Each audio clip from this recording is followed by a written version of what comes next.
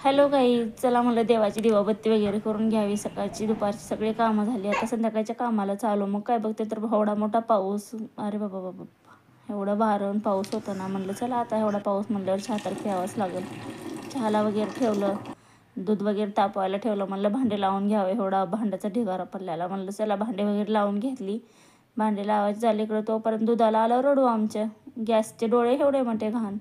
चला म्हणलं घ्या आता रडू त्यांचं पुसून. मग नवरीबाईला आमच्या घोंगड दिलं, म्हणजे फ्रीजला कवर मारलं, कवर वगैरे टाकून घेतलं.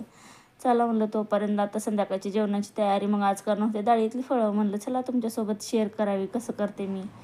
मग काय नंतर लसूण मीठ वगैरे कोथिंबीरीचं करून घेतल्यानंतर तर डाळ वगैरे शिजवून घेतली.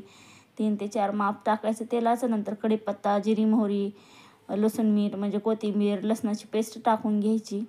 त्यामध्ये डाळ वगैरे टाकून घ्यायची, हळद टाकून घ्यायची. डाळ वगैरे चांगलं शिजू द्यायची, म्हणजे अशी उकळी येऊ द्यायची. तोपर्यंत कणिक वगैरे मळून ठेवली होती मी आधीच. म्हणलं आता चला लाटून घ्यायच्या चपात्या. जास्त पातळ पण नाही, जास्त जड पण नाही, मिडियम ठेवायचं. मग लाटून वगैरे घेतलं, त्यावर तेल वगैरे लावून काप करून घ्यायची.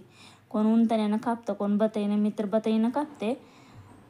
कोणाला कसं, कोणाचं कसं. कोण ह्याला वरणफळं म्हणतात, कोण डाळीतली फळं म्हणतात, कोण चकोल्या, कोण छकोल्या, काय काय काय काय जास्त त्याचं वेगळं. मी तर आपलं वरणफळच म्हणते. काय वरणफळ वगैरे करून घेतलं. आणि ह्याला आम्हाला तोंडी लावायला मिरची लागते. मग काय नंतर मिरचीचं पोट फाडलं. चला म्हणलं तिला तडतड तडतड करून घ्यावं. मग वगैरे चांगली मिरची वगैरे फ्राय करून घेतली. मग नंतर पृथ्वीराजचा होमवर्क, किचन वाटा वगैरे क्लीन करून घेतला. खाऊन वगैरे घेतला आम्ही. आजच्या दिवसासाठी एवढंच. Okay, bye.